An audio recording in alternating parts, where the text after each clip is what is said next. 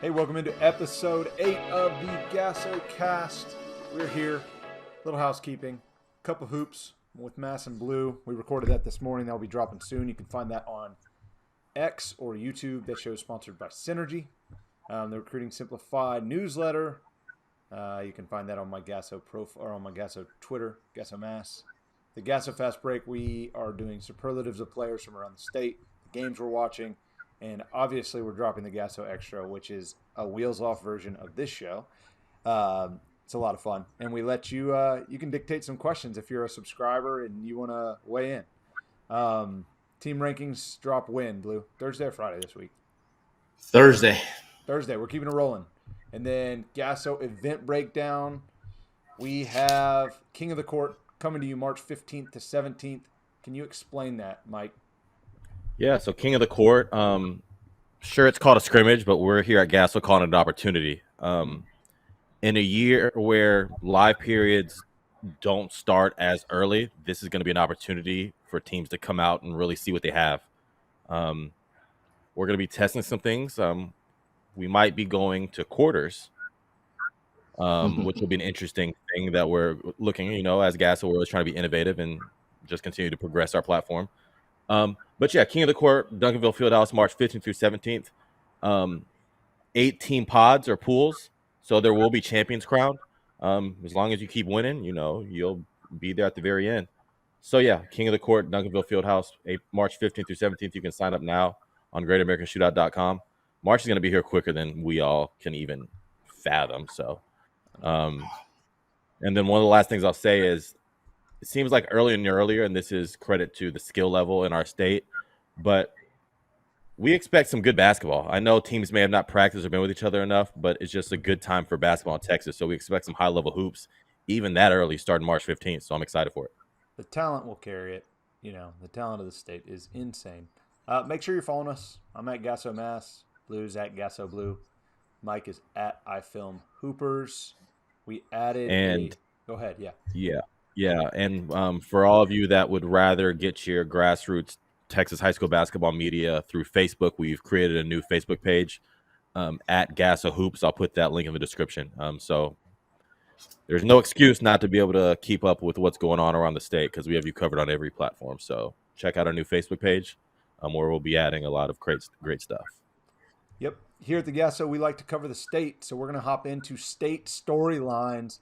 This is stuff that you've seen live, you've seen on Twitter that you want to make sure and expand on and give it the attention it deserves. So, Blue, why don't you tip us off here? We're going to talk about Waco University. What a great story right now. They entered the GASO 5A rankings last week, and we threw them right in at number 12. We just could no longer keep them out, and they really made a jump, a splash last week. Just like last night, they're going out to. They hosted Colleen Shoemaker, who's also been a hot team right there in the Central Texas area, and they got 17 points from one of their players, Jay Rutledge at Waco University. However, for most of the year, it's been London Smith, Keandre Brooks, and Justin Neal that has been carrying the heavy load. With London Smith, he's averaging nearly 17 points a game throughout the season, but nearly 20 in district. Keandre Brooks has the ball 85% of the time, making decisions, setting up the offense, doing all the little things that Coach Felix needs for this team to be successful. And then they depend a lot on Justin Neal, who's this inside-out 6'5" player that can hit some three and perimeter shots, but he's going to go inside and do the dirty work. I mean, this is just a storyline that keeps building and building as they have beaten Mount Pleasant, and now they have they beat Shoemaker last night, and guess what? They're going to just keep on going, and they're ready to face Colleen Ellison on Friday night. Mike, why don't you keep running, because Waco U is one of the teams you have listed here. Yeah, with what you're thinking about. Yeah, it's funny, Blue, you mentioned Waco University because they're one of my non-Metroplex thorns, is what I'm calling them in that 5A classification, which we consider pretty wide open. But yeah, if we just want to go and look at Waco Midway, Waco University, just looking at their district right now, you've named teams, Shoemaker, they're hot. Waco U takes them down. Belton's sitting there at 3-1. Waco High, Ellison, who's perennial, always going to be around the mix. I think this whole district has thorns from and these are non-Metroplex teams. We talked in our GASO Extra. Some of these regions are so deep, it doesn't matter if you finish 1 through 4. You're going to give somebody a problem in that first round of the playoffs. And this is one of those teams where they're all going to be battle tested and ready to rock when the playoffs start. Some other non-Metroplex thorns I have on my list. I mean, Amarillo, every year. I mean, they can just get closer and closer every year. And the first Metroplex team that has to see them every year is like, oh man, why'd we get this draw? So you look at them, El Paso Chapin, already big wins. They know they compete with the city teams. Mount Pleasant, you mentioned them also. Looking at Corpus Christi Veterans Memorial, their record may not show it, but they've played so much competition. They're about to probably roll through district right now, but I think there's not going to be a team as they start to get through the playoffs that's going to be like, oh, we haven't seen this yet, because they played a very tough non-district. And then also I have two, Blue, I want you to help me with these two, McCallum Memorial and Vela and Westlaco East. Talk about them down in the valley. Yeah, people think that everything stops at San Antonio and Corpus, but I mean, as you go further down the valley, I mean, you have McAllen Memorial, who I believe is 7-0 now in district, and has taken over down there. And then the same thing with Westlaco East. I mean, these are teams that are some heavy win streaks. They're winning ball games in their district. Westlaco was at 5-0. I believe they won last night, so that you bump up to 6-0. I mean, these are teams that are not going to want to be ignored. And just talking about them at this point right now, they have our attention. And the same thing with Edinburgh Vela. Vela is going to have to go in and play a tough matchup. I can't remember which one that they're going to play, so I'm apologize by that. I apologize for that. But there's some big games going around. Yes, like Michael says, in the Metroplex of our state, but also outside when you get down in the South and Valley, they're battling, and they eventually somebody's going to knock somebody off. And that's why I call them thorns, because when you get to the playoffs, it just takes one game, and there's going to be a lot of teams going to the playoffs that have won a lot of games and don't really know what losing feels like.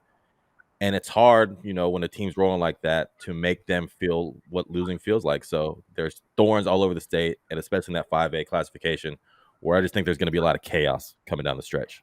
Mass? I'm going to shift gears here, talking a lot of teams, which is great.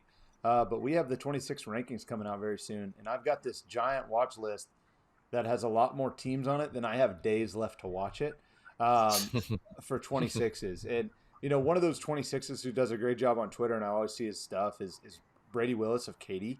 They came to our GASOs, Katy did.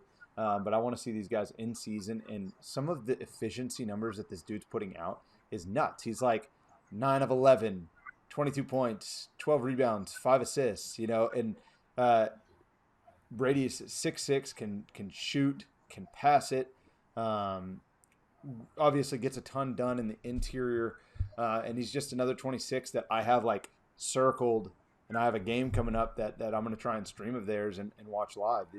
These rankings are really fun to do, and the 2026 class has just been such a fun topic of discussion in our office. So continuing that will continue to be fun. Blue, what about you? Yeah. What's next?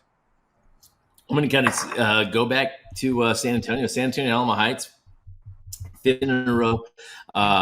They're 19-3 overall, 7-0 in district, 27-5A. They took a loss at the very first game of the year, but since then they've just been rolling. And their streak began back on November 28th. And talking with the head coach, Andrew Brewer, they've relied a lot on their sophomore, Willie Willingstall, who has hit 16 out of 31 threes in the 7 games of districts in those wins. And when you do look at their lineup, Hayes Waddy is still leading this team with points at nearly 9 points a game, but they're spreading the ball out. Gunnar Jones is averaging over 8. Alex Elliott's averaging over 8. When you look at the rebounding, that's even spread out with Gunnar Jones at 6.3 rebounds a game, and then Hayes Waddy at 5.5, and there's Alex Elliott again at 4.8. So there's just a lot going on with this team. That there's a lot of team basketball, especially when you don't have a ball dominant player that's averaging 15 to 20 points. They're spreading the ball out. Team chemistry is great, and they have seniors, and everybody else is juniors or sophomores. Mike? Yeah, for me, Luke Laskowski from St. Mark's put up a monster game, 36 points, 12 rebounds versus Woodrow. He's starting to just absolutely must watch and can't miss. And that means for you media guys and video guys, get a camera on him because he's over here. I mean, we know the two brothers, Andrew and Tate. I mean, he has just a blend of both of what they have, but I don't think either of them are throwing the ball off the glass, catching dunks the way Luke is. That's a bad boy. He knows he's a bad boy. I will be seeing. He sure does. He just has that it factor, and I mean, 36 and 12. He's going to assert his dominance every single night. He's just a must watch, and just one of our brightest 2025s in the state, and he's rolling right now. I'm going to hop to a coach, Tommy Brackle, North Crowley, got his 750th win. I don't think he doesn't feel old enough to have that, but he does. 83% win percentage in his career. That's winning 5 out of every 6 games, averaging 29 wins a season, and he did this in 26 years. Absurd. Kudos to one of the best in the business, Coach Brackle over at North Crowley. Lou? Well, sticking with my theme of teams here, Pearland Dawson. You know, we go deep into Houston again here. Talking with Coach Mark Barry, he said, "Why do you want to talk about Pearland Dawson when we're sitting in the same district as Shadow Creek?" Well, you know what? Because they're on a 13-game winning streak themselves. They're 4-0 in district. They're tied at the top there. Eventually, they're going to have to face Shadow Creek, and something's going to have to give. But when you look and low key, we talk about Shadow Creek. Don't worry, Shadow Creek's going to get. Oh yeah, I think I said that in the text. I go, they've gotten their due. But I think this was also a team that we were kind of waiting for to come along because we've kind of seen them at certain parts of the season where they were on a high, then they got down to a low, and now they're on an extreme high. And Coach Barr is one of the best coaches, I believe, in the state of Texas. That he's going to be ready to face whoever. He'll have his kid prepared. And Malik Simius, he's averaging 13.5 points. Been seeing his name pop up a lot lately. You and I loved the kid as we saw him a couple times throughout the early fall and during the season. And you know what, Charles Anderson, he's signed with Texas Tech for football, but he's scoring 8 points a game and averaging 8 rebounds a game. And that he's a wide load down there that it doesn't matter who they're going to play. He's going to cause some guys some trouble because he can eat up a lot of room, create space, and go rebound. And they just have guards that can flat out shoot it like Bryce Davis. Yep. Mike? Yeah, for me, I'm going to talk about a very productive player in one of I guess my favorite districts also. I'm talking about Josiah Hallman from San Marcos, 2025 player who we've loved, played under his dad with Stat Elite this past summer, and plenty of GASOs. Just one thing that stands out is he's just always makes the right play, winning plays. And for a San Marcos team that's 19-6, he's averaging 13 points, 8 rebounds. There was a stat, 32 charges taken, a couple of assists, a couple of steals. He's a big piece of why San Marcos is 19-6. And when you talk about a San Marcos team that's 19-6, they probably are the least talked about in that district. And district hasn't started yet, but when we're looking at that district, New Braunfels 21-3, San Marcos 19-6, Clemens 18-6, Steele 16-6, East Central 16-6, Judson 15-8. San Marcos is going to be relying on a kid that knows how to make winning plays because they're playing in a district where there's a lot of winning plays made. So shout out to Josiah. One thing Mass always likes to talk about is once you get in a district, what does it look like there? And I think Josiah is one of those kids that has a high ceiling, but also knows how to be productive night in, night out. And that's going to bode well for him and that San Marcos team that looks to make some noise and get our attention even more when we talk about that district. So shout out to you, Josiah. I'm gonna wrap us out here with a performance that happened last Is this a night. typo? Because I didn't see this number come through. Yeah, That was a loud Oh, number. So. I hope it's truth. I saw it on Twitter, so don't kill Porter me. Mosier was there watching this. Yes, Cool attack went for 48 points for Haltom last night in front Shit. of Cool's future coach at OU, Porter Mosier. Just love the story. Just think it's awesome. Cool is one of my favorites to watch in the 2024, just because I focus on all the things that I believe he's going to become, and if you give that guy any space, it's automatic. And it was clearly one of those nights for Cool, and just a cool little nugget there that it was in front of his coach. That he brought it, man. He brought it, and that's fun to see. And it's crazy. I didn't see the score. I didn't see it, but that after probably 20, it's like, all right, let's adjust our defense. But he's too long, he's too tall, and he gets the shot off too quick. That it's like you're probably anybody's like, how do you let him get for 48? And it's like it's nothing you can do at that point when he's in that zone.